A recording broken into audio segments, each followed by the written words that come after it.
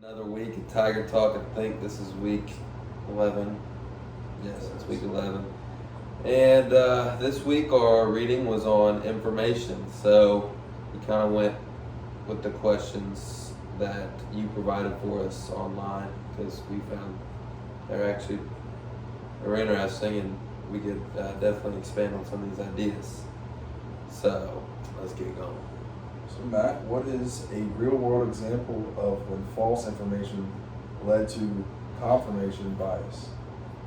Alright, so first, kind of want to just set out what confirmation bias is. So confirmation bias is pretty much where people seek out or only pay attention to information that supports what they believe, and I also believe that those kind of people reject or don't accept anything else that goes against what their beliefs are. So a real world example, obviously, most recent I can think of is COVID, and especially with the COVID vaccines. Some people, when it was a controversial topic. Obviously, there's some people that are going to think that it's harmful, some people are going to think it's better. I'm going to look at the harmful side here. When these vaccines came out during the pandemic, some people believe that they were the government trying to get in you or whatever, and because of the false stories or false things they saw online, or that the vaccine would just be harmful to you. And these are stuff that they've seen online and obviously probably researched more deeply. And then the people that already doubted these vaccines believe these stories.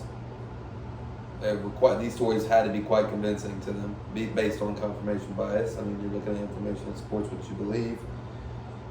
Even when there was doctors and specialists and all that, I remember we were sitting at our house and all these specialists were on the news telling you like, hey, like this vaccine will help you. This vaccine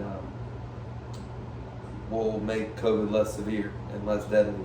So even when information is proven,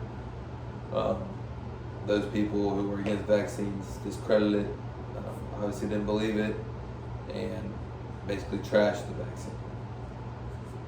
100% agree. Like, Okay.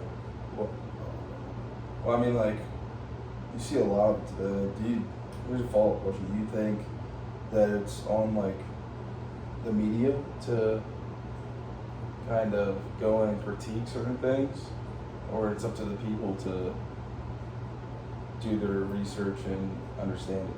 It's definitely up to the people, obviously, to do your research, but when I like where are they getting their research from? So like, what's the media telling us? Obviously, people want to listen to the media. Even if we're not talking about the news or social media, websites have bias all the time. News networks have bias as much as they say they don't. So it's definitely on the people to do the research and look at various websites or channels or different networks to come up with their own conclusion. But it's also on the media to leave bias and their views out and give them raw information. So next question. How can platforms like Wikipedia help with power, bias, and accuracy? I mean, like, it depends on platform. Like, if we're talking about just Wikipedia, it's like very easily editable by everybody. So it's anybody can go in there and change something. So if you have a bias towards something, you can go into Wikipedia and change it. I don't have too much information on Wikipedia, but I don't know if they have people that are like, their job is to go in and edit and make sure things are correct.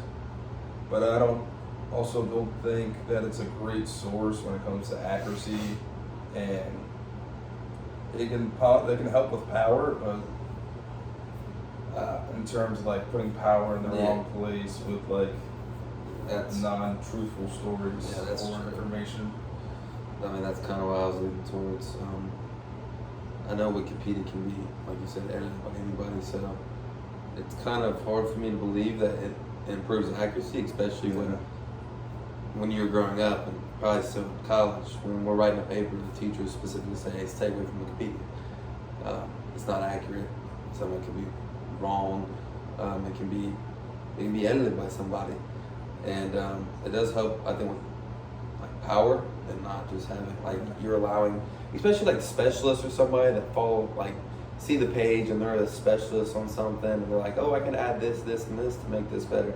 And that's a different story. But like honestly, I don't know too much about Wikipedia either. But honestly, how many people are doing that? So, Yeah, I think a lot of, like, especially in college or in high school, when you're writing a paper or you're doing like a research topic, like I feel like you're always told to stay away from Wikipedia for those reasons. yeah. It's biased one side or the other on any topic, and even like when you look up like historical figures or like NBA players, they're always gonna have some type of wrong information about them. So. Yeah, so I'll ask this question, I'll also answer it too. What ethical things should we think about when sharing info online? I don't know. I kind of feel like this takes us back to our talk last week, which is basically like when sharing info online. Like, is it true?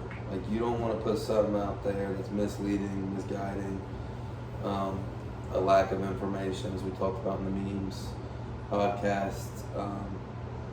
You want to put something out there that's true and that can be beneficial towards everybody that comes across it. So that's the first thing that comes to my mind. Yeah, I mean, like, you never want to put something out there that's like untrue or even like half the truth, because it almost, I think of it like a real life example. It's like when I was in high school, like I went to a pretty small high school. There were small towns in each town had a high school, and we were like rival high schools with other close high schools nearby. And like say like we had to put a big football game coming up, they would always try, like a rival high school or my high school, somebody from my high school would post like something that's untrue about like another player. It would go viral within like the town, and it's like just a rumor. So it kind of makes the one person look bad of something that's not even true. Yeah. So I think it's not very ethical to do something like that, especially say in politics. If you want people to like switch their point of view, you want to stand on a basis that is everything is true and not leave any like fallacies in there. So Yeah, so basically what we talk about, I think, is it true? I think we need to both agree is probably the biggest ethical thing. And obviously when you think of ethics, you think of beneficence and non-maleficence, of not harming and doing well to others. So obviously you don't want to hurt anybody. You don't want to cause harm to anybody emotionally. When I think of sharing information online or mentally, you don't want to cause harm. I feel like each one of us have a duty when we post to be honest and not spread harm, don't spread lies about people. And I think that's the most ethical thing that we can do when we decide we want to post something. that's all. All right. Well.